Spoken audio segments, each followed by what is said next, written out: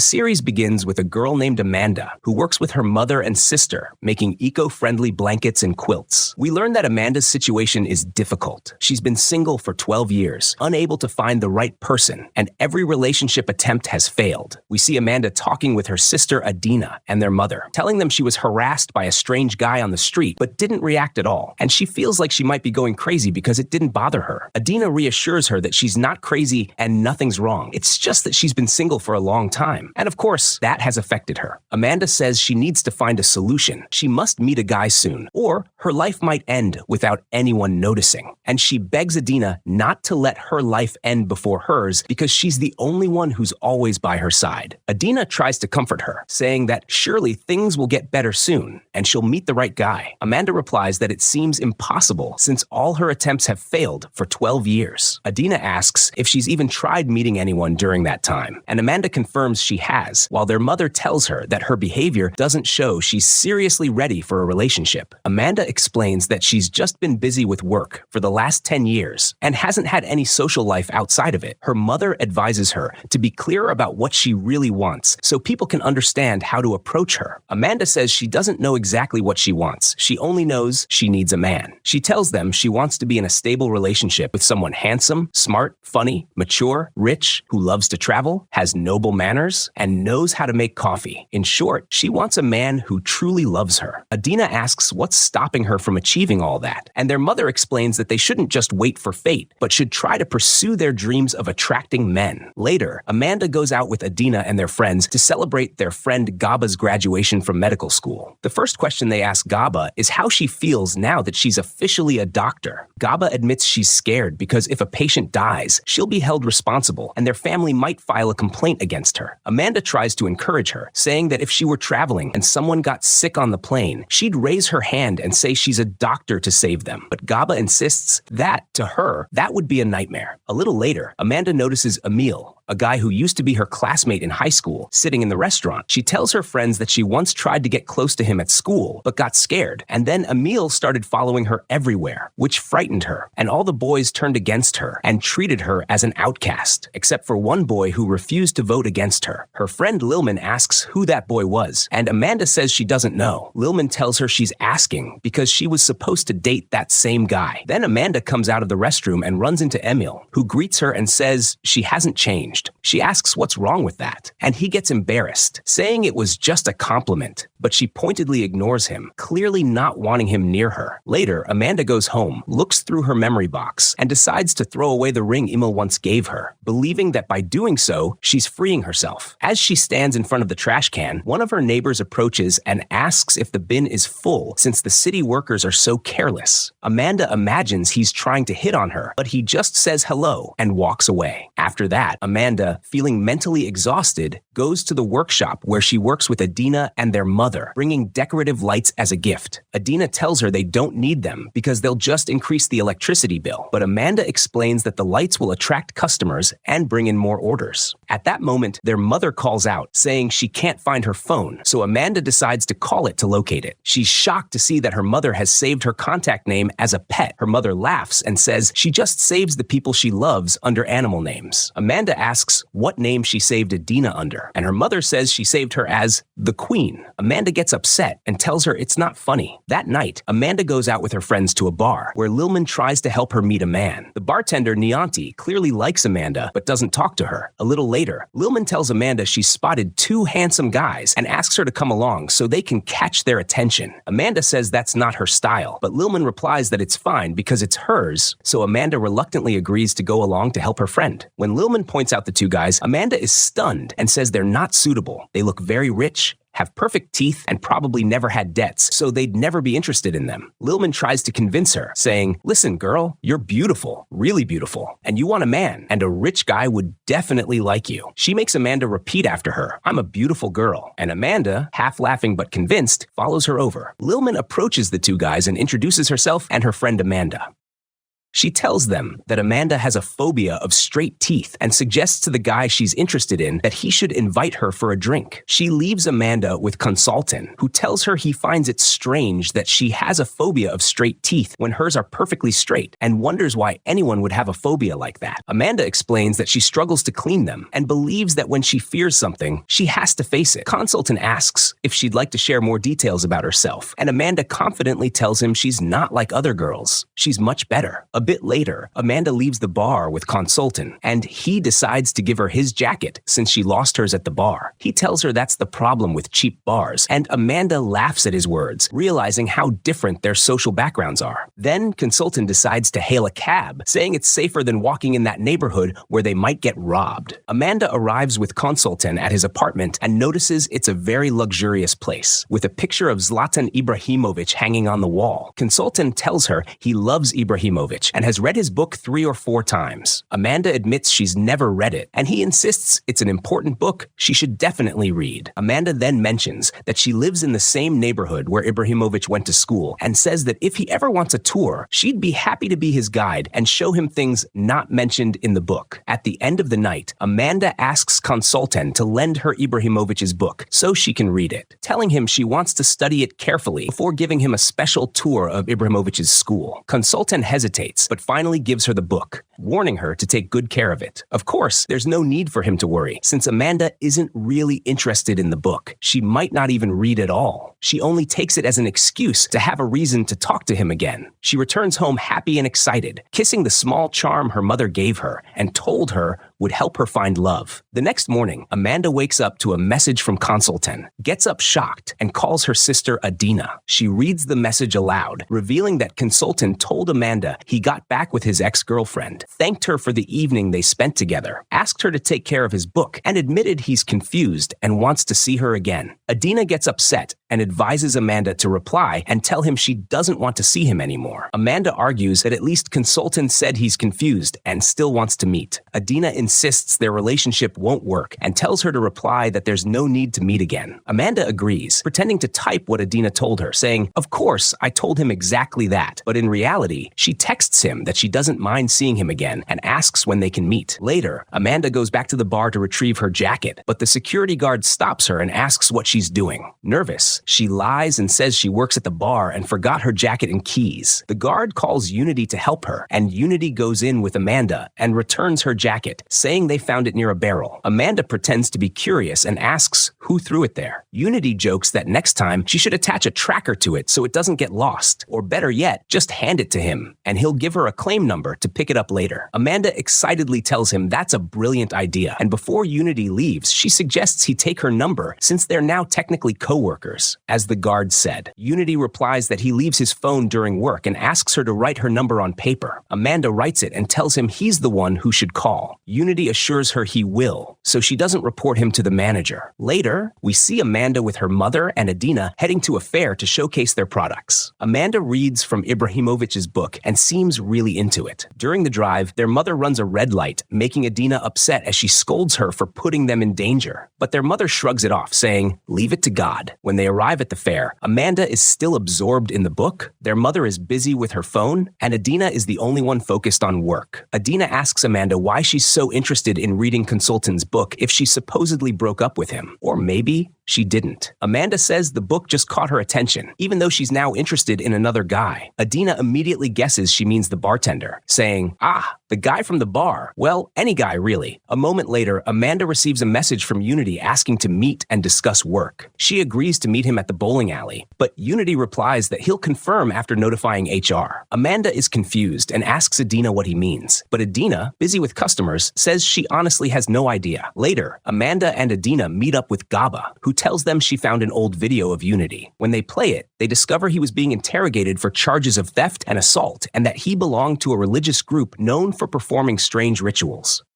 Amanda feels nervous, but insists that what happened could happen to anyone, while Adina and Gaba tease her about Unity's looks. Amanda defends him, saying he's changed. He cut his hair and stopped wearing strange clothes. Later, she dresses up nicely, brings flowers, and meets Adina to have lunch with their father, who lives in another city, remarried, and rarely sees them. During the meeting, he hides their visit from his wife, but asks them to help him prepare for his upcoming birthday party. After that, Amanda goes to meet Unity, feeling anxious. She calls Adina and Philip for advice about whether to give Unity the flowers since they've wilted. Philip tells her to give him the drink she bought as a gift instead. When Unity arrives, he thanks her for the drink, and Amanda tries to act calm, though she's clearly nervous. She brings up the rumors about the strange group he joined, and Unity admits he went through a tough time and was forced into it, but isn't involved anymore. Amanda gives him the wilted flowers, and Unity happily accepts them, giving her fireworks in return. They light them together and run off laughing. Later, while walking, Unity admits he used to take drugs but stopped after a friend died. Amanda doubts him, but Unity invites her to his place for herbal tea to prove he's clean. She refuses the tea but agrees to drink water with him instead. At his home, she notices a shelf full of plants he calls his friends, and she jokes that he's still an addict. He laughs and says he's too attached to them to let go. She asks for one, and he says she can help take care of it instead. The next morning, Amanda happily returns home with one of his plants and texts him to thank him. Talking to her mother, she mentions her surprise about Unity's past, but her mother tells her not to focus on details. Amanda admits she likes him in a different way. Her mother pretends to listen, but gets distracted by her phone. Later, Amanda tells Adina that their mother advised her not to overthink things. And Adina sarcastically replies that apparently drug use isn't important, only cutting your nails is. Annoyed, Amanda messages Unity asking to meet again to discuss some important things. Adina hears a strange sound in the apartment, and Amanda tells her it's just water, but they soon discover it's an insect. Adina blames Amanda for bringing strange plants into the house that attracted bugs. Then Amanda gets a message from Unity thanking her for the date and telling her to take care of herself, which she fears might mean he's breaking up with her. Worried, Amanda decides to get an HIV test, afraid Unity might have transmitted something due to his past drug use. Adina asks if he's contacted her again, and Amanda says no. He stopped replying after that message. Adina warns her not to text him again. Later, both sisters go for medical tests, and afterward, Amanda joins her friends for a speed dating event. When her friend Lilman mentions seeing Unity working there 2 weeks earlier, Amanda gets nervous and hides. Inside, she's disappointed to find that most of the men are old and boring. One only talks about his email, another about his dogs, and a third tells her she's probably destined to stay single after 12 years alone. Frustrated, Amanda leaves the event and regrets giving her number to one of them. Lilman scolds her, saying that giving out her number means she's open to dating. Amanda brushes it off, joking the man was almost dying anyway. Later, while her friends go for drinks, Amanda leaves to find Unity. At the bar, she sees him with another girl and almost walks away, but he spots her, greets her warmly, and offers her a drink. He apologizes for not replying, saying he prefers talking face to face. Amanda forgives him, and he suggests meeting after work at 2 a.m. She agrees and goes home excited, but he never shows up or replies to her messages. Meanwhile, Adina, showing signs of obsessive-compulsive disorder, keeps checking wires and the stove before leaving for work, calling Philip for help to calm her down. At the shop, Amanda seems down, refusing to talk about Unity, while Adina complains that Amanda doesn't understand her struggles. Their mother arrives, announcing a new job opportunity at a beauty center for filler treatments. Amanda objects, calling it an insult to women, but their mother insists they need the money. Later in the car, Adina suggests Amanda try a dating app to meet someone new. Amanda confesses she's fallen in love with Unity and even dreams of living and dying beside him, leaving Adina shocked that she feels this strongly after just one date.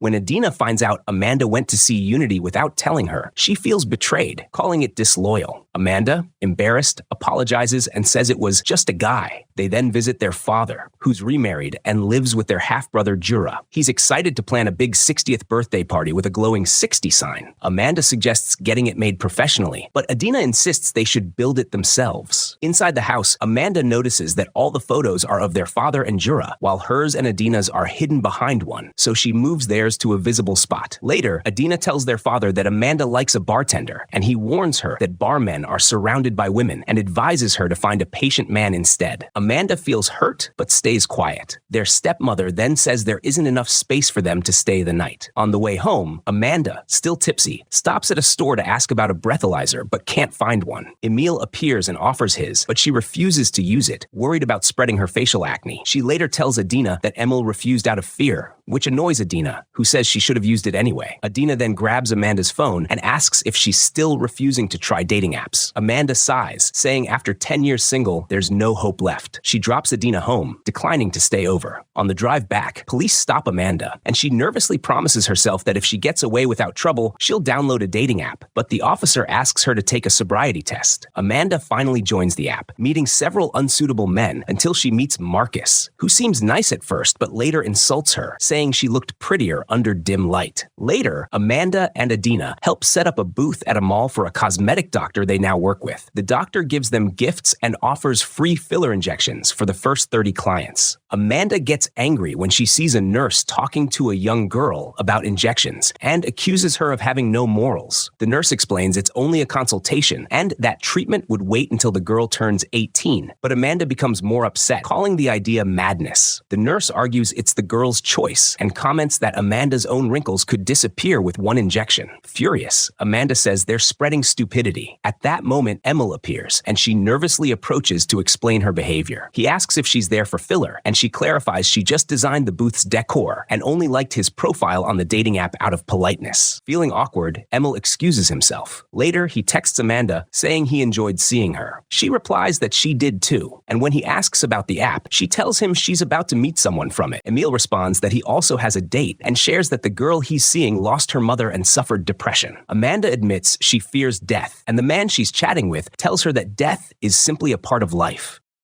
At that moment, Amanda gets a message from Emil asking how her date is going. She excuses herself from the man she's with, pretending she's replying to a work message, and texts Emil back, asking if it's okay to leave before finishing her drink. Emil jokes, asking if her date is that bad, and when she asks about his, he says the woman turned out to be 15 years older than her profile claimed. Amanda laughs and tells him to run. Her own date ends soon after, when the man says they're too different to meet again. Amanda then messages Emil, saying she managed to escape and asks what he's doing. Later, she visits Adina's house, where she notices Adina's OCD symptoms returning. Philip tells her that Adina's condition worsened after the fire at the exhibition, since she blames herself for leaving a wire plugged in. Amanda feels guilty and starts looking for ways to help her sister. The next day at work, Amanda tries to talk to Adina about what she saw, but Adina ignores her. A bit later, they argue with their mother, accusing her of being distracted by her phone instead of working, but their mother insists she's more dedicated than they are. When she walks out upset, Amanda urges Adina to apologize. Adina follows her, says sorry, and tells her they still want her to work with them, making their mother emotional and happy. Soon after, Amanda receives a message from Emil apologizing for not replying sooner. He says dating apps are awful and suggests they meet in person. Excited, Amanda agrees, and that night, Emil visits her. They play ping pong, but she suddenly changes mood and asks him to leave. The next morning, Amanda tells Gaba the date went terribly, but Gaba convinces her to give Emil another chance. When Amanda opens the app to message him, she finds his account gone, possibly blocked. Gaba insists it's probably just a glitch. Feeling down, Amanda visits Adina's place and tells Philip she found a support group for Adina's condition. He thanks her and notices she's upset, comforting her until she breaks down crying. Later, Amanda accepts a follow request from a stranger and goes out, where she runs into the same guy who once catcalled her. She yells at him, saying he ruined her life and that everything is falling apart right before her birthday. The man apologizes, explaining he never meant to offend her. He was just lonely. Amanda, still emotional, tells him she doesn't want to hear it, but then apologizes for yelling. He smiles and tells her to take his number so she can call him next time she needs to vent. The next day, Amanda meets her neighbor Benjamin in the building's laundry room. She's surprised to see him washing clothes again and admits she rarely washes hers, but decided to today because it's her birthday. She says she's optimistic this birthday will be better than the last. At least her leg isn't broken this year. Benjamin says he'll spend the day fixing the building's heating system, and Amanda offers to help since she's good with tools, but he ignores her and leaves. Later, her mother, Adina, and Philip arrive to celebrate her birthday. Adina tells Amanda to forget about Emil and enjoy the day. Their mother says she's turned down a job with the parks department because she didn't want to overwork them, shocking both daughters. Amanda tells her it's poverty, not work, that exhausts them. Then Amanda and Adina go outside to hang decorations in the garden. Adina suggests expanding their business to include designing theater costumes. Amanda seems uneasy, suspecting Adina wants to start her own division. Soon after, their father arrives, congratulates Amanda, and they begin the birthday celebration, where Adina surprises her with a handmade table decorated with photos of them growing up together.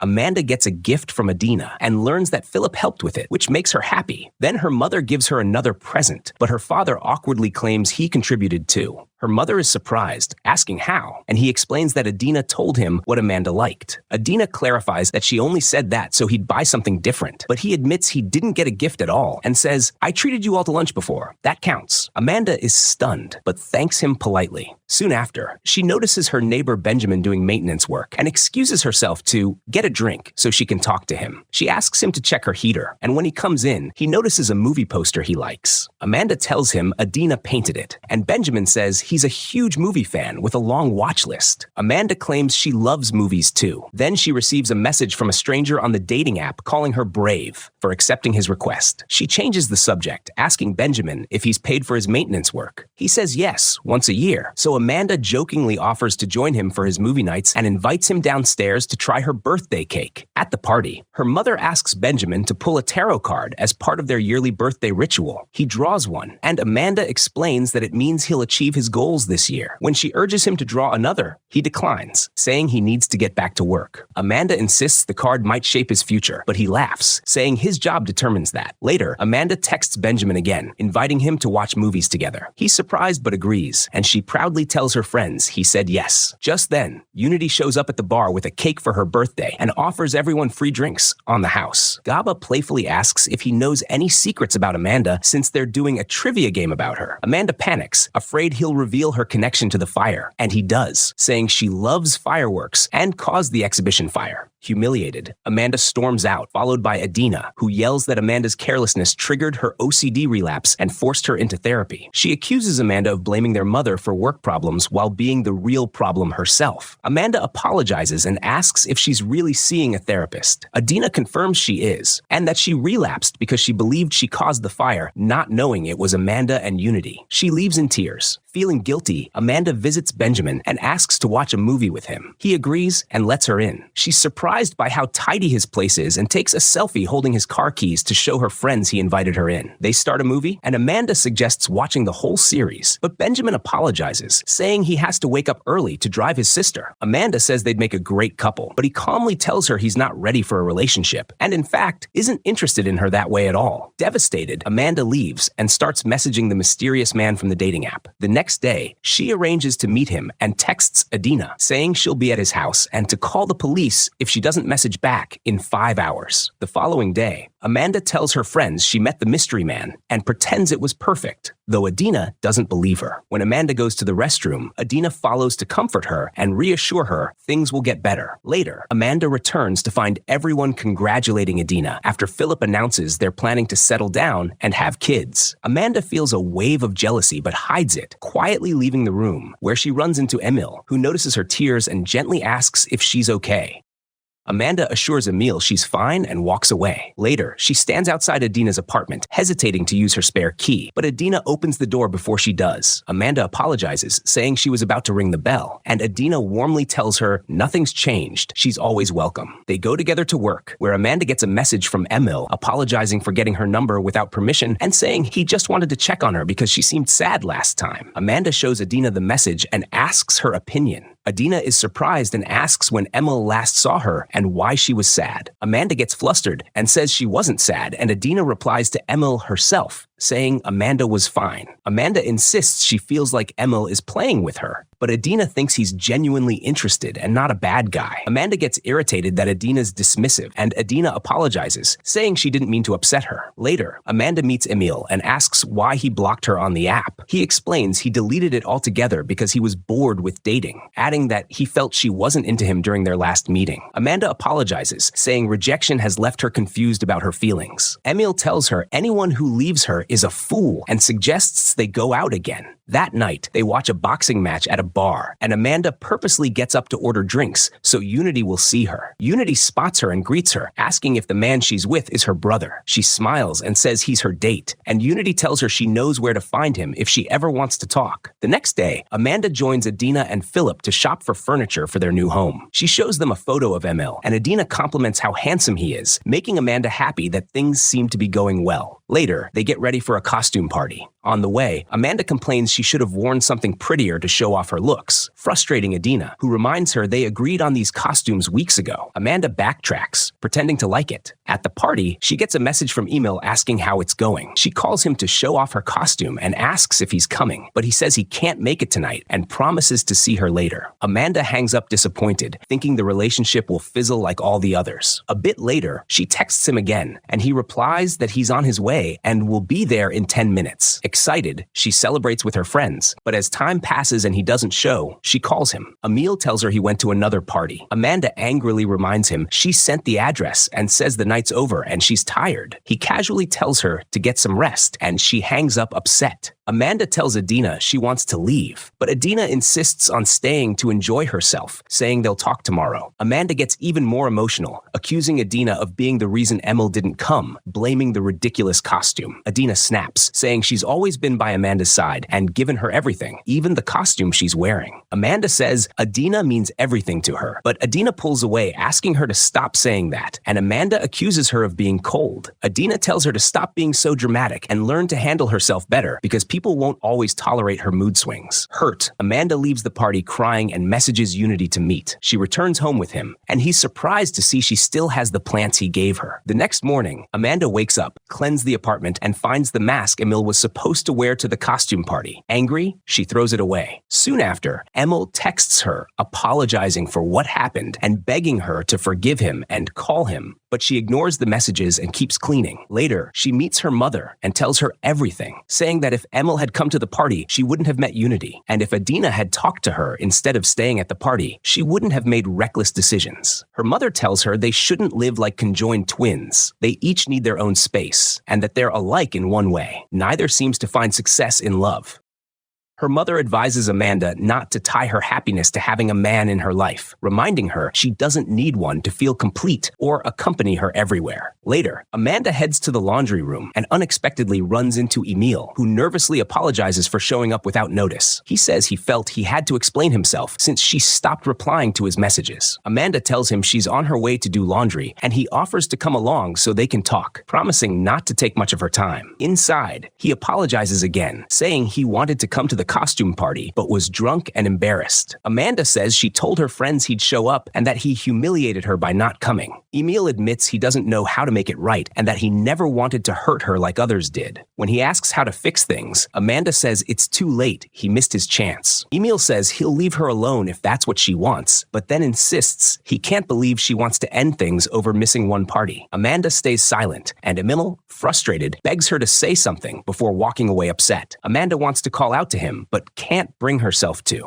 At work, Amanda helps Adina, who suddenly tells her they can't keep living like attached twins. She's accepted a new job elsewhere. Amanda is hurt and tries to hide her tears, but Adina explains she's doing it for both of them, that Amanda needs her own space. Amanda struggles to respond, and Adina gently says nothing stays the same. People grow and change. Unable to handle it, Amanda walks away. She later meets Gaba and Lilman, telling them she plans to end things with Emil for good because she doesn't want to explain that she only saw Unity after Emil skipped the party. Gaba advises her to talk to Adina first, but Amanda says she tried. Adina's distant and cold, making things worse. The next day, Amanda joins Adina and Philip to deliver decorations for their father's birthday. Their father asks Amanda to give a speech since she's his eldest daughter, but she freezes, not knowing what to say. His wife interrupts, saying it's fine, and tells him not to pressure her. During the party, Amanda tries to hug her father and admits she and Adina have been distant lately. His wife then takes over the spotlight, giving a speech about what a perfect father he is, and presenting him with a gift celebrating his new family name. Amanda and Adina realize he's changed his surname to match his wife's, leaving them hurt. Afterward, Amanda confronts him, asking if he really loves them. He says yes, but she demands to know why he gave up their family name. He explains he shared their name for years, and now it's his wife and son's turn. Amanda calls it humiliating to learn through his wife's speech. He insists it's just a name, but Amanda angrily says it's not. It's about how he's never never made them feel like family. She accuses him of only seeing them when his wife and son aren't around and says he's the reason she doesn't understand what love feels like because he never showed it. She leaves crying, and Adina follows, hugging her and telling her she's foolish for being unable to hide her emotions, but that it's not a bad thing. Later, Amanda goes to Emil's apartment, telling him she came to change her answer to his last question about whether their relationship was over. Emil reminds her she never answered. She says she wants him to hear her now and admits the problem wasn't him. It was her for expecting too much and ruining things with her emotions. She says she doesn't want it to end and wants to start fresh. Emil asks if she's sure, and Amanda says yes. He agrees, telling her she hasn't ruined anything, and they decide to try again. Later, Amanda is out with her friends, smiling with Emil, who seems genuinely happy. He gets up to grab drinks, and by chance, Unity walks in. Amanda freezes. Emil doesn't know she saw Unity the night he skipped the party. Unity approaches Emil and, as usual, blurts out Amanda's secret. Emil looks at her, angry and disappointed. In that moment, Amanda realizes their relationship is truly over and accepts that her mother was right all along. She's destined to be alone.